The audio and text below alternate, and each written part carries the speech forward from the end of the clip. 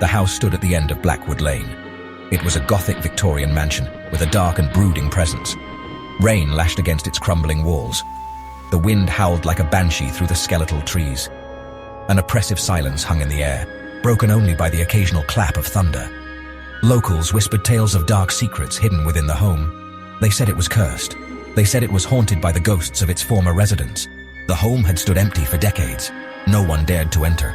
No one dared to disturb the spirits that resided there. But tonight, one brave soul would tempt fate. He was a paranormal investigator, drawn to the unknown. The investigator's name was Jake. He arrived at the house just before midnight. The storm seemed to intensify as he approached.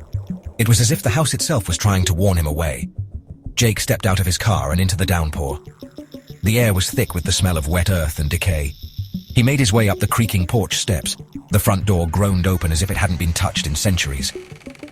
Jake took a deep breath and stepped inside. The air inside was cold and stale. Cobwebs hung from every corner. Dust covered every surface. He felt a presence. He felt as if he was being watched. Jake took out his flashlight and began to explore. He walked slowly from room to room, his heart pounding in his chest. The house seemed to close in around him. He could hear the sound of his own breathing. He could hear the blood rushing in his ears. Jake entered a room at the end of the hallway. It was a child's bedroom with a rocking horse in the corner and a dollhouse on the floor. The toys were covered in dust, but they looked as if they had been played with recently. Jake felt a cold chill run down his spine. He knew that he was not alone. As he explored further, the paranormal activity intensified. Lights flickered. Shadows danced in the darkness. Jake could hear the sound of footsteps behind him, but when he turned around, there was no one there. He saw apparitions out of the corner of his eye, fleeting glimpses of figures in old-fashioned clothing. Objects began to move on their own. A vase flew across the room and shattered against the wall. A door slammed shut with a deafening bang. Jake was terrified, but he was also strangely exhilarated. He had never experienced anything like this before. He knew that he had stumbled upon something truly extraordinary.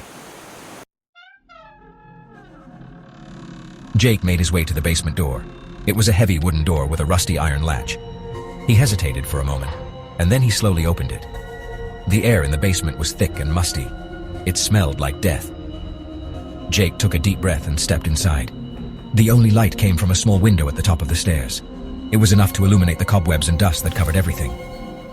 Suddenly, the basement door slammed shut behind him.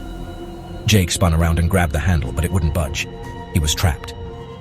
Jake's heart sank. He was trapped in the dark with whatever evil lurked in this house. He rattled the doorknob, but it wouldn't move. Panic surged through him. He was trapped. He hammered his fists against the wood, his cries for help swallowed by the oppressive silence. He was alone in the darkness, surrounded by the unseen.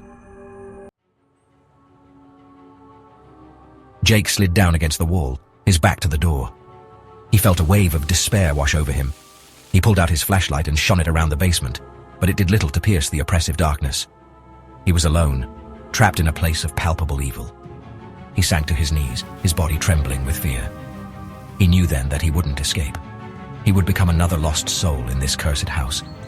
As he sat there, enveloped by the darkness, he felt a strange sense of peace come over him. It was a resignation to his fate. He closed his eyes, welcoming the inevitable. The next morning, the storm passed. The sun rose over Blackwood Lane, casting its warm rays on the haunted house. But the house remained silent. Jake's car sat untouched in the driveway.